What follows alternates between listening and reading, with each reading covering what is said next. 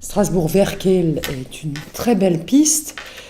C'est Pierre Pflimlin en fait qui l'a engagé il y a 30 ans en construisant les bâtiments du centre administratif Place de l'Étoile pour démarrer ce projet Verkehl.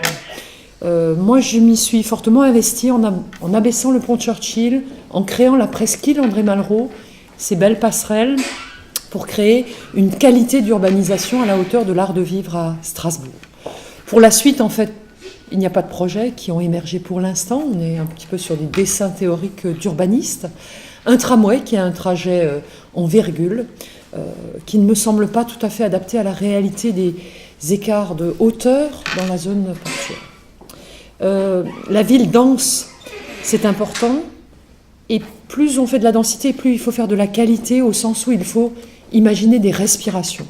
Et cette dimension aujourd'hui me semble peu prise en compte dans les projets, puisque les terrains ont été cédés avant même de faire le travail sur la forme urbaine, les espaces de vie, les circulations des piétons et des cyclistes.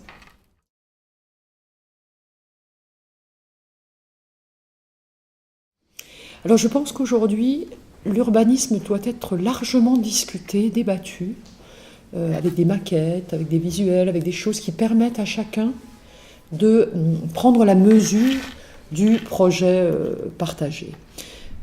La ville, elle appartient à tout le monde, chacun en est l'usager, chacun la fera vivre d'ailleurs. Donc c'est pas qu'une affaire d'architectes et de spécialistes, c'est chacun qui doit pouvoir y contribuer.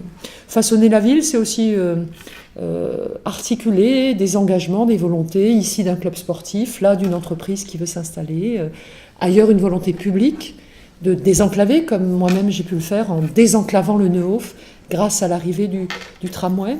Donc je pense que, compte tenu des temps longs nécessaires pour construire les projets d'urbanisme, il est nécessaire que les axes forts fassent l'objet d'un large consensus. Ça vaut la peine de prendre du temps pour construire un consensus sur les axes essentiels. Alors moi je suis juste bluffée par les étudiants de droit fédérés par l'association Média Droit, qui sont très professionnels dans la conduite de ce colloque. Je les remercie bien sûr de m'avoir invité, mais je suis frappée par le fait qu'ils ont invité des personnes qui seront extérieures à leur champ strictement universitaire, enfin à leur formation, et faire du lien entre, en l'occurrence, les professionnels de l'immobilier, les architectes, les juristes, les responsables des collectivités locales, les élus. Il n'y a pas tant d'endroits que ça où c'est fait.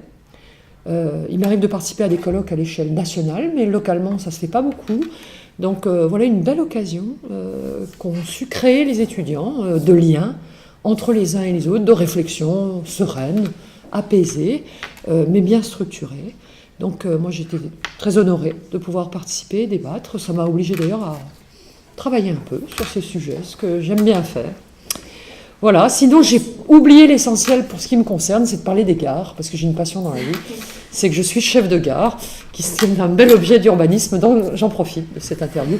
Peut-être que votre prochain colloque pourrait porter sur le droit des terrains et de l'urbanisation dans et autour des gares. C'est super compliqué. Donc matière à débat.